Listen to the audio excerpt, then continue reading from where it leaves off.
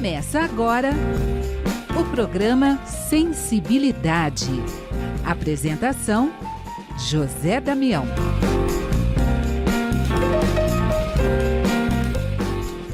Alô, alô, alô, ouvinte da Rede Boa Nova de Rádio, telespectador da TV Mundo Maior.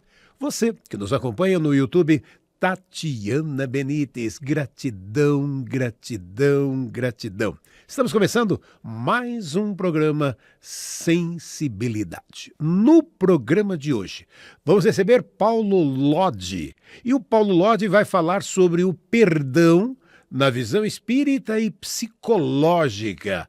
Paulo Lodi, seja muito bem-vindo ao programa Sensibilidade. E vamos começar. Paulo Lodi, eu queria conhecer um pouco de você. Então, Paulo Lodi, por Paulo Lodi, conta um pouco de você, Paulo, pra gente.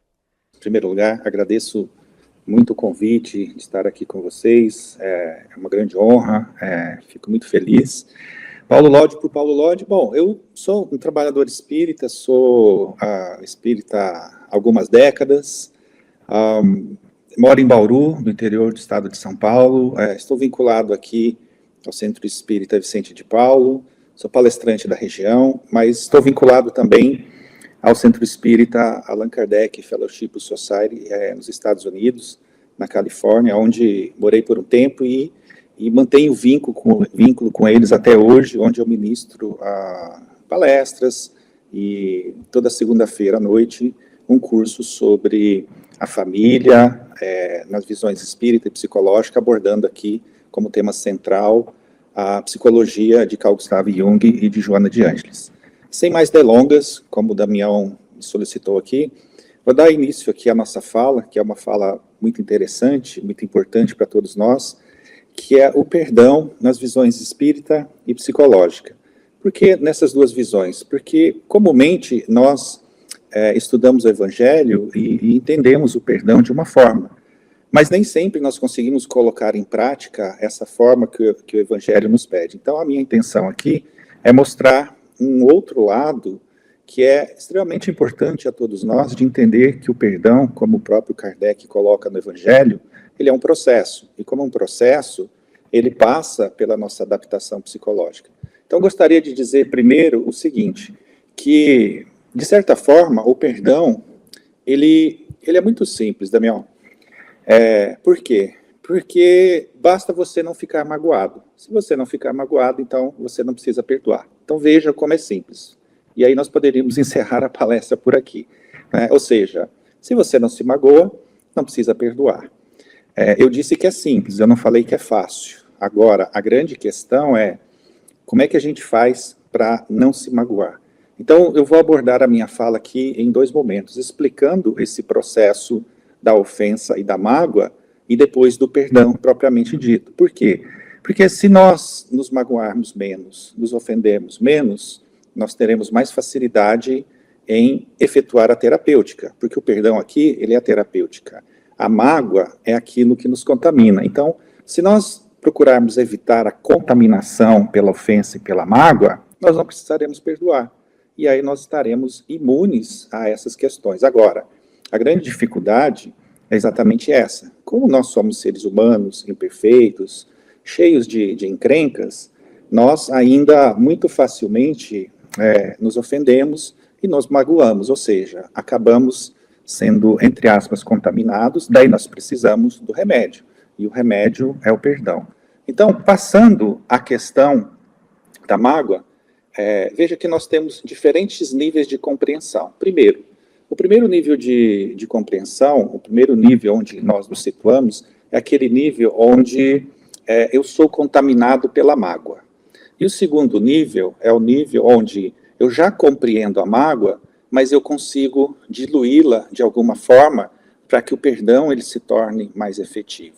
Então, falando do primeiro nível, que é onde a maioria de nós se encontra, ou seja, é o nível onde eu sou contaminado pela mágoa, a mágoa fez morada em mim, ela está lá, né? Então, esse nível eu chamo de nível da incompreensão. Por quê? Porque a gente não sabe lidar com algumas questões internas nossas. Então, esse nível da incompreensão, ele começa de forma geral, claro, com variações, mas normalmente ele começa assim, alguém fala alguma coisa e nós nos ofendemos. Alguma coisa aconteceu e nós nos ofendemos. E aí, nós ficamos com raiva. E a raiva é uma emoção básica. Todos sentimos raiva. Então, o problema não é sentir ou não sentir raiva. O problema é o que nós vamos fazer com essa raiva. Então, como nós não sabemos lidar com essa raiva, como nós ainda estamos presos em diversos atavismos, o que vem na sequência é a mágoa. Ou seja, aquela emoção, ela foi pensada, ela foi avaliada por nós, e nós não aceitamos aquela ofensa. Ou seja, nós não aceitamos aquele ato deliberado, aquilo que a pessoa falou, aquilo que a pessoa fez, o que aconteceu, e nos ofendemos, e veio ali aquela emoção. E essa emoção, ela evolui para a mágoa. A mágoa é um sentimento. E é muito comum nós ouvirmos isso. Ah, mas você é espírita, não pode ficar magoado. Não, não. Podemos ficar magoados, sim. Né? E, aliás, ficaremos. Em muitos momentos da nossa vida, ficaremos magoados com o amigo, com o chefe, com o empregado, com os familiares, com o pessoal da casa espírita. Ficaremos. A mágoa faz parte do nosso processo de evolução. Mas se eu não trabalho a mágoa vira rancor. Mas qual a diferença, Paulo? A diferença é muito pequena, porque às vezes a mágoa, ela se dilui rapidamente, mas o rancor, ele permanece, ele vai ganhando morada, então a intensidade vai aumentando. E claro, o rancor, ele pode evoluir para o ódio. E aí o ódio, ele é frio, ele fica lá, ele fica guardado, e no momento certo, muitas vezes, nós vamos dar vazão à vingança. E essa vingança, ela pode ocorrer por diversas formas. Por calúnia, por fofoca, por atritos, né? E isso acaba virando um círculo vicioso. E esse círculo vicioso, ele fica ali na nossa mente. Então, nós odiamos, temos sentimentos de vingança, podemos usar a calúnia, a fofoca, a maledicência, os atritos verbais e, muitas vezes, até os atritos físicos, né? As pessoas realmente partem para a agressão física. E isso ocorre porque, como eu disse, a nossa visão de justiça, ela ainda se confunde com vingança. Então, muitas vezes, nós ficamos magoados, com rancor, passamos a odiar, e o nosso desejo é que a pessoa, ou as pessoas, elas sofram algum processo de compensação que nós julgamos ser justa. Mas esse processo nosso, ele é atávico, ou seja, a gente está preso ainda no olho por olho, no dente por dente. A gente quer que o outro sofra, a gente quer que o outro pague, como se isso melhorasse a nossa condição interna. Então, o problema não é o que o outro faz, o problema não é o que o outro fala, o que o outro pensa acerca de nós. O grande problema é como nós recebemos isso. Então, aqui tem uma questão importante. Eu tenho que olhar para mim, eu tenho que olhar onde eu fui tocado, onde eu fui mexido, não o que o outro fez, porque eu não vou mudar o outro, eu não vou melhorar o outro. E pior, não é desejando que o outro sofra, que vai me trazer um certo alívio, né? Um certo prazer, digamos assim. Então, veja, se eu fico preso nesse círculo de ódio, vingança, calúnia, fofoca, atritos, né? Eu acabo caindo numa coisa chamada ressentimento. E o que é o ressentimento? O ressentimento, como diz o próprio dicionário, é a recordação frequente daquilo que aconteceu, mas acompanhado com desejo de vingança. No adágio popular, é semelhante a uma frase que todos nós já ouvimos, ou seja, a gente toma veneno e a gente quer que o outro morra, né? Joana de Ângeles, inclusive, na sua literatura, vai dizer que toda vez que nós lembramos da afronta e sentimos novamente, nós sentimos com mágoa, com pesar, a nossa vibração, ela se altera. E quando nós fazemos isso, as nossas células, elas adoecem. E nós podemos provocar aqui, de forma inconsciente, um certo adoecimento psíquico que vai migrar, obviamente, para o nosso físico. E aí nós ficamos presos no ressentimento, ficamos presos ali numa mágoa que evoluiu por rancor, por ódio, por uma vingança, e tudo isso é ressentimento. A gente sente de novo e não consegue superar, não consegue tocar a vida para frente, desejando que o outro sofra, desejando que o outro fique mal, que o outro pague, quando na verdade tem um convite para a gente olhar por que a gente se magoa tanto, por que isso está doendo tanto em mim. E claro, se eu fico preso nisso, eu vou sofrer. Então o ressentimento não é uma coisa boa, não é algo interessante para a gente cultivar. Passando agora para o segundo nível, que é o nível da compreensão, ou seja, agora eu entendo melhor algumas questões, alguns aspectos. Um desses aspectos, claro, é o aspecto espírita, né, que, olha, é interessante que a gente perdoe, porque a gente também erra, etc. Mas isso não resolve o nosso processo, porque todo mundo sabe isso. Todo mundo sabe de cor e salteado o capítulo 10 do Evangelho, quando Kardec fala dos misericordiosos, etc. Tal. Todo mundo já ouviu a máxima do 70 vezes 7. A gente sabe que a gente tem que perdoar. Mas a grande questão é, por que a gente ainda não consegue colocar em prática isso? O porquê frequentemente nos magoamos, porquê frequentemente nos ofendemos, perdão. Então aqui entra a questão psicológica também. E essa questão psicológica, ela nos faz remeter ao processo de autoconhecimento. Então eu preciso pensar algumas coisas. Por exemplo, por qual razão eu me ofendo tão facilmente com algumas coisas? Por qual razão eu fico tão melindrado com palavras? Por qual razão eu fico melindrado por gestos, ações? Por qual razão eu me ofendo tão facilmente com coisas que muitas vezes são totalmente infantis? Então, é possível que eu faça uma dieta de mágoa? É possível que eu pare de apontar o dedo para os outros e passe a olhar mais para mim? Então, dentro desse contexto, é que nós precisamos entender duas coisas. A primeira delas é como eu me sinto internamente, ou seja, quais emoções eclodem em mim quando alguém fala, quando alguém faz, ou alguma coisa acontece, e aquilo me leva para um sentimento, para um estado de mágoa. Ou seja, como é que está a minha raiva, o meu medo, como é que fica a minha tristeza, e, consequentemente, como é que isso toca ali no meu orgulho e no meu egoísmo. Isso é um ponto para a gente olhar. Tá? O segundo ponto é a gente entender a importância do outro na nossa vida. Porque se o outro não faz parte da nossa vida, a gente não se conhece. Em não nos conhecendo, nós vamos fazer uma ideia equivocada do nosso processo de evolução, acreditando que simplesmente fazendo palestras, fazendo evangelho no lar, participando das reuniões mediúnicas, participando de programas de auditório, da internet, tudo, a gente está melhorando. E, na verdade, a gente não está. A gente está criando um personagem. A gente está criando, muitas vezes, uma mudança de comportamento que não corresponde a uma transformação real e verdadeira que deve acontecer dentro de nós, porque isso, de fato, é o que importa. Então, quando a gente começa a entender o que essa pessoa está fazendo na minha vida, porque normalmente as pessoas que nos dão dor de cabeça, as pessoas que a gente não gosta, algo do tipo, a gente quer evitar, e a gente deveria mudar isso. Isso não quer dizer que a gente tenha que, como diz o Kardec, tratar os desafetos como a gente trata os amigos, os familiares. Mas se você for perceber, tem familiar que o tempo todo ele nos afeta, ele nos cutuca. E se a gente muda a visão sobre o outro, a gente sofre menos e melhor. A gente consegue trabalhar essas questões dentro da gente que antes a gente não queria olhar. A gente fica fazendo prece, colocando o nome das pessoas nos cadernos para vibrar, querendo que o outro mude, querendo que o outro melhore. Ok, é um desejo sincero, é um desejo honesto. Mas não é importante que o outro mude, é importante que a gente mude. Por isso que o outro foi colocado na nossa vida. Mas não, para não fugirmos muito aqui do nosso raciocínio, vamos focar no primeiro item que eu comentei, que é entender o contexto das emoções e dos nossos sentimentos. Bom, para isso, eu vou remontar lá a nossa infância.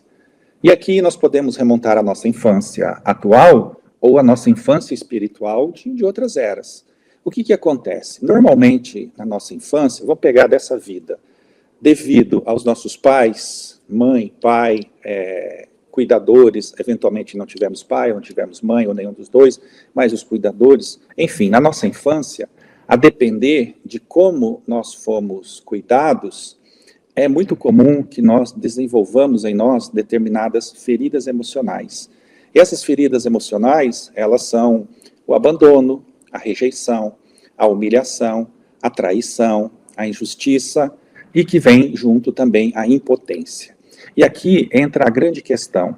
Toda criança, ela precisa ali, principalmente dos 0 aos 4 anos e dos 4 aos 7 anos, ela precisa se sentir no primeiro momento amada, cuidada, primeiro pela mãe, naturalmente, por conta da gestação, do leite, dos cuidados maternais, e depois também ter a presença do pai, da energia masculina. E a criança, ela precisa se sentir respeitada, ela precisa se sentir valorizada. Numa palavra, a criança precisa se sentir amada nessa fase. E depois dos 7 aos 14, ela vai trabalhando. Quando chega ali por volta dos 12 anos, a glândula pineal vai fazer o seu processo de secreção dos hormônios da sexualidade, e o indivíduo vai se desenvolvendo. Dos 14 aos 21, começa ali a fase final da adolescência, dos 21 aos 21, e assim sucessivamente nós vamos evoluindo como criaturas humanas. Mas aquelas feridas que eventualmente são geradas ali dos 0 aos 4 anos, dos 4 aos 7 anos, elas estão lá. Abandono, rejeição, humilhação, traição, a depender de como foi o nosso contexto afetivo dentro da nossa família, essas feridas, elas estão lá.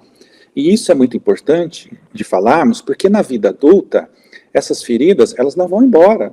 Essas feridas, elas acabam gerando em nós aquilo que nós chamamos de complexos. O que é um complexo, Paulo? Bom, o complexo é a ideia que fica em nós por conta do tratamento, de como nós fomos tratados ali pelos nossos cuidadores. Então, pode ficar a ideia, uma memória afetiva em nós, de que nós não somos amados, de que nós somos menores, aqui é o complexo de inferioridade.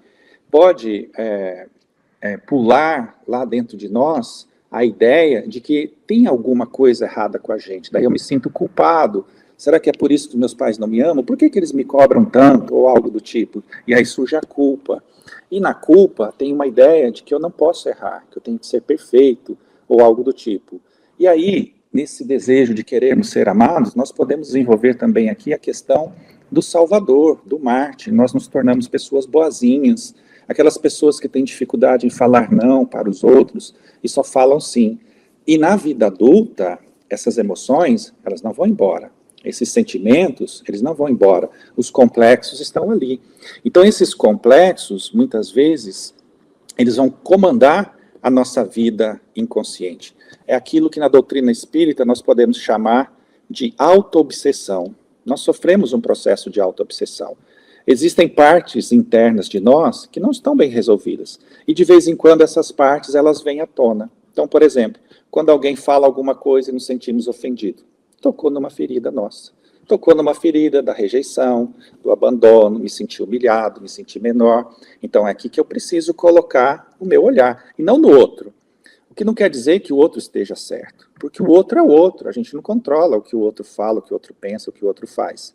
Mas eu posso começar a controlar como eu me sinto em relação a isso. Então por isso que é importante que eu olhe para dentro, que eu me conheça e que eu entenda que eu estou muito fragilizado em determinadas questões e que aquilo vai me pegar, mas que cabe a mim trabalhar isso em mim e não no outro. Ficar esperando que o outro melhore. A gente vai sofrer, porque às vezes o outro não tem nem ideia do que ele está fazendo aqui na vida. Ele nem sabe o que está acontecendo, às vezes, ao redor dele. E vejo que esses complexos que estão lá em nós, normalmente, eles causam vazio, eles causam um constrangimento, eles causam... Tem alguma coisa dentro de mim que está mal resolvida, aquela angústia, aquela ansiedade que surge. E normalmente, para tentar minimizar esse incômodo, esse vazio que nós sentimos, é muito comum que nós desenvolvamos aqui compensações. E as compensações, elas vêm da pior forma. Elas vêm como compulsões, como uma forma de compensar esse vazio interno. Daí nós desenvolvemos determinados hábitos externos. Eu posso colocar a compensação na comida, eu posso colocar a compensação no sexo, nas drogas, na pornografia, nos jogos, nas compras, na internet. Eu posso até usar até mesmo o centro espírita, a doutrina espírita, para tentar compensar alguma coisa em mim. Porque aquele senso de utilidade, aquele senso de que eu estou fazendo alguma coisa, Mas será que estamos mesmo? Porque às vezes a gente faz muita coisa fora que não resolve o nosso vazio interno. Então vejam, todos nós temos dificuldade com essas questões. E aí fica muito difícil, às vezes, de enxergarmos o nosso valor. Porque nós ainda, como adultos, estamos querendo ser amados. Mas, Paulo, qual que é o problema de querer ser amado? O problema é esse, é que você vai sofrer. Porque as pessoas não têm a obrigação de nos amar. Quem tem a obrigação de se amar somos nós mesmos. Por isso que Jesus diz, amar a Deus e ao próximo como a ti mesmo. E a Joana trabalha muito isso. A gente precisa começar a se amar. Porque quando a gente se ama, a gente vai dando conta dessas demandas internas, vai trabalhando essas encrencas e, consequentemente, conseguimos enxergar o outro como uma extensão de nós. Quer dizer, eu não preciso fazer força para amar o próximo. Perceba, quando eu trabalho em mim, isso, o outro pode falar, pode fazer tal, eu não vou mais me ofender. Porque eu entendo a dificuldade do outro, e eu já tratei a minha ferida interna. Então ela não faz mais barulho, ela não grita. Agora, quando eu quero ser amado, eu não venci ainda a infância espiritual. Eu ainda não venci as minhas questões internas. Então, nós queremos ser atendidos. Nós queremos garantias que nós não vamos sofrer no relacionamento, que nós não seremos reprovados num teste, que nós não seremos rejeitados na vida. Numa palavra, nós buscamos aprovação externa nas pessoas e nas conquistas do mundo. E, quando eu não consigo essa aprovação ou essa conquista, seja ela afetiva ou material, eu sinto-me desvalorizado, porque tocou em alguma ferida interna, acionou algum complexo meu. Ainda mais quando alguém fala, faça ou pense algo que eu considero ruim a meu respeito, ou seja, eu tenho dificuldade em enxergar o meu valor. Eu fico muito preocupado com a minha reputação. E daí, qual é a consequência? Eu fico com raiva. Eu me ofendo. E a raiva, ela evolui para a mágoa. E a mágoa, ao longo do tempo, vira o quê? Rancor, vira ódio e vira ressentimento, como eu disse inicialmente. Então, esse é o primeiro ponto de entendermos. O segundo ponto, como eu comentei, é entender o convite que o outro faz na nossa vida. Por que esse pai, por que essa mãe, por que esse marido, por que essa esposa, por que esse cunhado, essa sogra, por que esses companheiros, enfim, por que esse povo está ao meu redor? E lá no capítulo 17 do Evangelho segundo o Espiritismo, Sede Perfeitos, Kardec nos fala, a perfeição moral consiste em, primeiro, amar os vossos inimigos, fazer o bem àqueles que vos odeiam, orar pelos que vos perseguem e caluniam. Vejam, pessoal, como está fácil atingir a perfeição moral. É só fazer isso aí. Está simples, não está? Não é fácil? Amar os vossos inimigos? Com certeza vocês fazem isso. Vocês fazem o bem àquelas pessoas que vos odeiam, que vos prejudicam? Né? Vocês oram por aqueles que vos perseguem e vos caluniam? Né? Então, essa é a grande questão. Agora, que nós precisamos entender isso. Isso que Kardec está falando é o ideal. A grande questão é, a gente consegue fazer isso de fato, como gostaria de fazer? A gente tem muita dificuldade em fazer.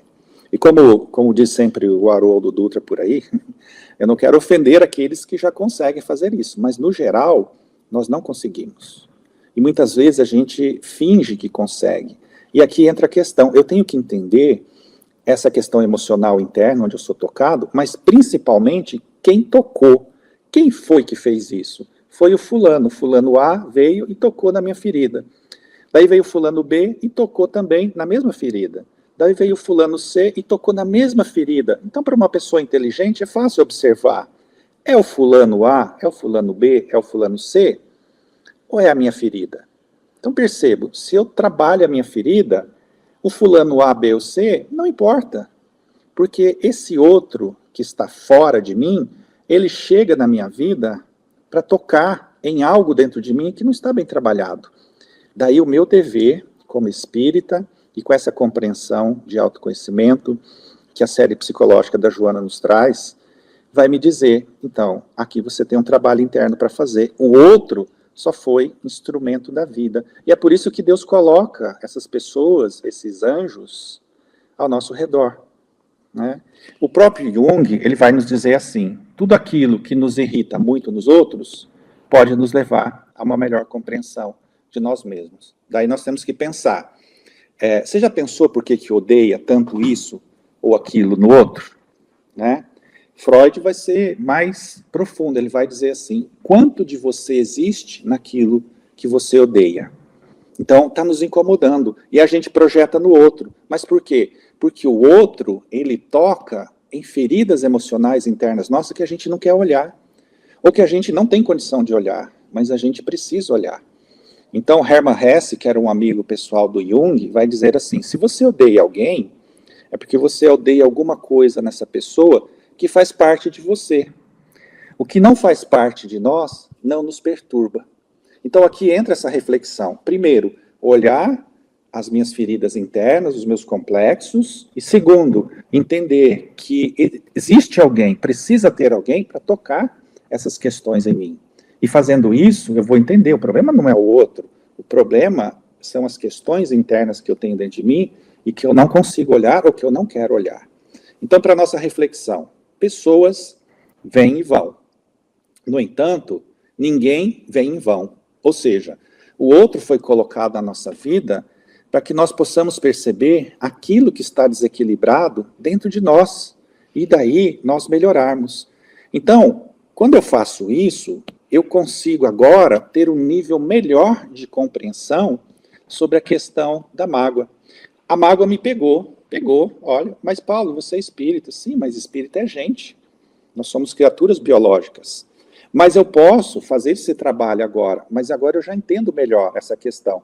Então ela me pegou, olha, a pessoa fez, falou, fiquei com raiva, fiquei ofendido. Gerou a mágoa, mas agora eu estou entendendo, Paulo, olha, tocou naquela ferida, e eu não preciso ficar magoado com a pessoa. Eu posso diluir a mágoa, entender que a pessoa pode errar, mas que ela está sendo um instrumento da vida para tocar em pontos delicados dentro de mim para que eu possa melhorar. E isso, por si só, já me gera um estado de pacificação interior, ou seja, já não dói mais tanto. E aquilo que às vezes poderia durar um ano, a pessoa fica magoada com o outro um ano, passa a durar 6 meses, passa a durar um mês, passa a durar um dia, daqui a pouco dura 1 hora, daqui a pouco 10 minutos, 1 minuto, 1 segundo. Olha que maravilha, né? Então, eu não me impeço de sentir, porque eu tenho que sentir. E eu vou sentir raiva, medo, tristeza, mas a grande questão é o que eu faço com essa emoção, o que eu faço com esse sentimento. Eu vou ficar remoendo aquilo no ressentimento para adoecer? Daí eu estou tomando veneno, esperando que o outro morra, com uma visão errada a respeito do outro também. Ah, Paulo, mas o que o outro fez foi errado. Sim, mas deixa que a vida cuida do outro. Não cabe a nós querer fazer justiça. Então, quando eu entendo isso, eu até passo a ter um novo olhar para o ofensor. É o que Kardec coloca lá no capítulo 10 do Evangelho, sobre a misericórdia. Ou seja, qual que é o primeiro passo? Não desejar mal para o ofensor. É o processo do perdão. Comece assim, não deseje mal para o outro. Daí eu vou esquecendo, eu vou diluindo aquilo ali, e aí, como diz o Kardec, se possível, no segundo momento, você pode até ajudar a pessoa. Como é que você ajuda a pessoa? Ora, não falando mal dela, orando por ela, olha só, a oração aparecendo aqui, entendendo que a pessoa tem dificuldade, entendendo às vezes que a pessoa não está bem. Como diz a Joana, a própria pessoa que nos ofende, que faz isso, ela não está bem. Né? Ela já sofre demais com isso. Então, quando eu faço isso, eu estou no nível da compreensão. E claro, isso é um processo que varia conforme cada um. Varia conforme a ofensa, varia conforme o nível de compreensão disso que nós estamos falando, que não é fácil de entender, é realmente difícil, mas a gente precisa entender para que a gente sofra menos. Passando então para o outro nível. Então veja, o primeiro nível é esse nível da incompreensão. Então eu estou preso lá, não consigo entender, mas no segundo momento eu consigo compreender melhor, daí eu vou diluindo a mágoa e eu sofro menos. E aí o nível ideal é o nível da libertação, ou seja, quando essa compreensão, ela já avançou tão bem que eu não fico mais preso a esses processos internos.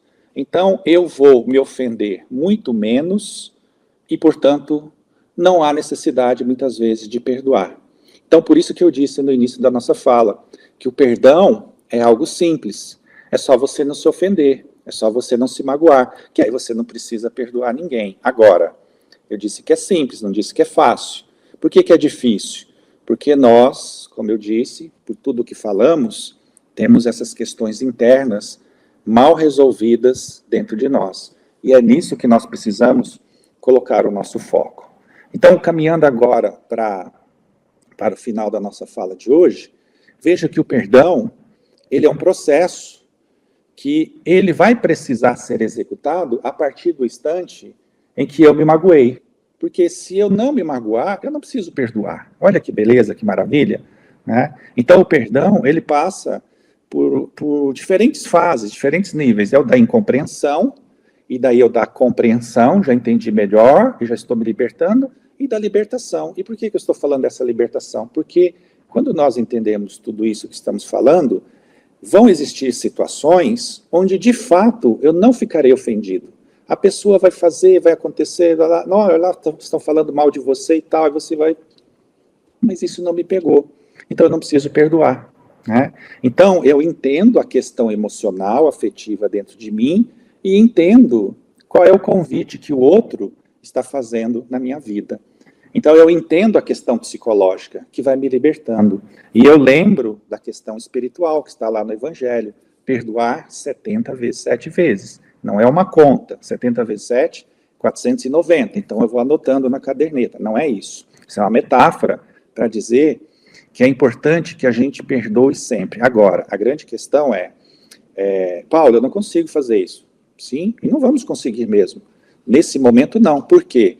Porque o que o Evangelho nos fala é uma proposta futura para a gente trabalhar, para que a gente exercite, para que a gente se conheça, para que a gente chegue lá. Ou seja, para que em algum momento eu consiga fazer exatamente isso. Ou seja, a pessoa fez, falou, aconteceu, já está perdoado. E se eu ainda ficar magoado, ou ferido, ou cair no ressentimento, que isso dure tão pouco tempo que não me consuma por dentro e que não cause aqui nenhuma rusga com o meu semelhante. Então é importante entender a diferença do ideal, que é isso, do que é possível. O que é possível?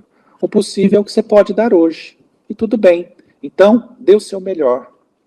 E tente, vá trabalhando para que você chegue lá no ideal, que é isso. Tá? Então, veja, pessoal, é importante entendermos isso. E não ficarmos presos aqui em questões do tipo, eu perdoei, mas a vida ensina, não perdoou, está querendo vingança.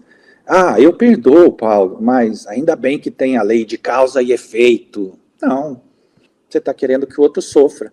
Não é esse o caminho. O caminho é esse que nós comentamos, de entendermos a questão evangélica, que nos convida para essa reflexão lá na frente, que nos convida para atingirmos o ideal proposto por Jesus de perdoar sempre, que é um processo gradativo, dentro da nossa humanidade, entendendo que podemos nos ferir, que podemos sentir raiva, que podemos ficar magoados, mas não podemos ficar presos aí.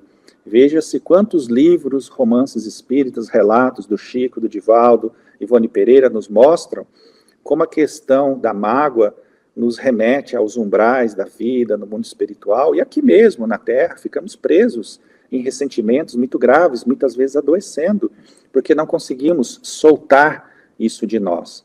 Então é importante olharmos a questão evangélica e principalmente a questão psicológica, porque antes de sermos espíritas, antes de sermos cristãos, nós temos que entender que somos criaturas psicológicas, temos que entender essa nossa demanda emocional, afetiva, que engloba as emoções, que engloba os sentimentos. Porque o que diz Kardec também lá no capítulo 17, Sede Perfeitos? Ele vai dizer isso, reconhece o verdadeiro espírita pela sua transformação moral. Ora, transformação moral é o que já está arrumado, é o que já está bonitinho e que a gente vai manter. E quando ele fala transformação moral e o esforço ou esforços que faz para domar a sua má inclinação, ele está dizendo assim, qual é a tua má inclinação? A gente precisa se conhecer. Qual é a má inclinação que eu preciso domar em mim. Então é isso aqui, é a mágoa, é a ofensa que se transforma em mágoa, é essa raiva que eu não consigo diluir, e aí, portanto, eu fico preso lá na questão do perdão. Eu fico tão irritado quando alguém fala sobre o perdão, perdoar sempre e tal. Claro, porque às vezes a pessoa não está sabendo fazer a abordagem correta para que a gente entenda que a gente pode ficar com raiva, a gente pode se ofender, a gente pode ficar magoado, mas não pode ficar aí para sempre, porque aí a gente adoece. E a gente tem que entender esse processo para nos curarmos internamente nessas feridas emocionais, nos nossos complexos, para que a gente se liberte. E um dia a gente nem precise mais perdoar. Isso vai ser muito interessante, né? Eu sempre costumo dizer, Damião, só para finalizar a minha fala aqui, que isso é muito semelhante a gente pegar uma gripe, por exemplo, né? A gente vai pegar uma gripe, não que a gente queira pegar uma gripe, mas se a gente não se cuida, a gente fica gripado. Então, se a gente não se cuida, a gente fica magoado. Quando você fica gripado, você precisa do lenitivo, da medicação, para sair da gripe. Quando a gente fica magoado, a gente precisa do lenitivo, para sair da mágoa, porque a mágoa é uma forma de adoecermos. E o lenitivo para a mágoa aqui é o perdão. Só que às vezes o perdão, é difícil, porque como a gente já entrou na mágoa, a gente fica remoendo aquelas coisas e não sai do lugar. Enfim, então trouxe essas questões aqui para a gente pensar, refletir. Espero que de alguma forma tenha surtido efeito, seja útil a todos vocês. Então finalizo aqui a minha fala de hoje, agradecendo mais uma vez ao Damião a oportunidade e a todos que nos ouvem agora ou que nos ouvirão futuramente. Muito obrigado, Damião. Devolvo a palavra a você, que Jesus nos abençoe. Lulode. E duas coisas, né? Você comentou aqui durante o programa Sensibilidade de duas frases, duas palavras aqui que nos chamam muita atenção. Vamos ampliar um pouco mais isso? Você comentou que espírita é gente. Somos todos imperfeitos, né, Paulo Lodge? E você disse também que não deseje mal a outra pessoa. E aí, a hora que não desejo mal a outra pessoa, que desafio, né, Paulo Lodge? Desafio de sentimento, que parece ali uma montanha gigante, né, Paulo? Exatamente, Damião, né? Por isso que é importante a gente se conhecer e entender isso que eu comentei, né? Olha, eu preciso entender que existem feridas emocionais dentro de mim que estão abertas, e que o outro, pela sabedoria divina, foi colocado ao meu redor, porque ele vai pôr o dedinho lá nessa ferida. E quando ele colocar o dedinho lá, eu não vou ficar magoado e triste com o outro, eu vou olhar a minha ferida. Então olha que interessante, eu mudo o meu olhar, eu mudo a forma de tratar essa dinâmica. E daí eu não preciso perdoar o outro, porque o outro só foi instrumento da vida. Olha que fantástico quando a gente tem essa compreensão, né, Damião? Não estou dizendo que seja fácil, porque é muito difícil separar o outro da atitude dele, mas a gente precisa, como Jesus fez no caso da adúltera. Eu vou falar rapidamente, que a gente tem alguns minutos ainda. Quando Jesus vai conversar com a mulher adúltera, ela fica esperando que Jesus lhe aplique uma punição, porque ele era um rabino, ele era um mestre. Então Jesus diz para ela: mulher, ninguém te culpou? E ela: não. E ele diz: muito menos eu. Agora vá e não faça mais isso. Então o que ele está fazendo aqui? Jesus ficou magoado com aquela mulher porque ela feriu a lei? Não. Ele está dizendo assim: olha, eu não estou contra você, mas o que você fez é errado. Olha que lição interessante, né, Damião? É uma lição fantástica que a gente deveria aplicar a todas as pessoas, da família, ao nosso redor. Olha, não estou contra você, eu estou contra o que você fez. O que você fez é errado, é imoral, é antiético, e, portanto, a gente precisa corrigir. Vamos corrigir juntos, estou aqui para te ajudar. Olha que fantástico. Eu não me magoo, não fico ofendido, e oportunizo a pessoa, né, a chance dela se reerguer. Porque é muito difícil, às vezes, uma pessoa que errou, e às vezes errou inconscientemente, a gente ficar jogando toda hora na cara dela que ela errou. Né? Então, aqui é falta de caridade. Então, quando a gente começa a colocar esse olhar aqui, a gente sofre menos, o outro sofre menos, e vai ficando todo mundo bem. Então, essa provavelmente vai ser a grande proposta aí do mundo de regeneração logo mais à frente. Mas, de novo, né, Damião? O mundo de regeneração ele começa dentro da gente. Não vamos ficar esperando um mundo cheio de luzinha, florzinha. Não é isso que vai acontecer. A gente precisa começar dentro da gente para que a gente seja merecedor das coisas boas da vida. Afinal, como disse Jesus, os bons herdarão a terra. Mas os mais ou menos também, viu, Damião? Que os mais ou menos também precisam ter chance, né? Senão, a gente vai para onde, né? Pelo amor de Deus, né? A gente tem que entender que a gente vai errar também. E tá tudo bem, a gente não tem compromisso com o erro. Errando, eu vou lá, corrijo o erro e tento acertar. E se não deu, eu tento de novo. Porque é isso que conta, né? A divindade, Damião, ela olha isso. Qual é a intenção dessa pessoa? A intenção é acertar. Por isso que Jesus não desiste de Saulo de Tarso. Porque ele vê que no fundo do coração de Saulo de Tarso, ele tem uma intenção boa, ele está agindo da forma errada. Né? Porque ele está cego ali, porque ele é um fanático religioso. Mas dentro do fanatismo dele, quando ele é convidado ao amor, ele aquece. Ele aceita, ele entende, ele fala. Você vê que ele não reclama com Jesus. Quando ele enxerga Jesus e ele entende, fala, já entendi, me fala o que eu tenho que fazer agora para reparar o mal que eu cometi e cumprir aquilo que eu posso cumprir dentro do potencial dele, que era imenso. Né? Então, serve para todos nós, né, Damião? Vamos agradecer Paulo Lodge, que participou do programa Sensibilidade, hoje falando do perdão, na visão espírita e psicológica. Paulo Lodge, gratidão, gratidão, gratidão por sua participação com a gente aqui no programa Sensibilidade. Eu agradeço também, fico à disposição e que Jesus abençoe a todos nós, abençoe você, o seu programa, a Rede Maior, a Boa Nova, enfim, todos aqueles que lutam aí constantemente, porque eu sei que é uma luta, né, Damião? Arrumar tempo, disponibilidade, todos os recursos para levar aqui a palavra espírita, cristã, aos pontos mais distantes e deixar aqui essas mensagens a todas as pessoas que eventualmente vão buscar o consolo lenitivo aqui. Muito obrigado, viu, Damião? Obrigado por você estar aí à frente disso e que Deus te ilumine e te abençoe sempre com os recursos necessários. Amigo ouvinte, telespectador, semana que vem estaremos juntos, estaremos de volta com mais um programa Sensibilidade. Até lá!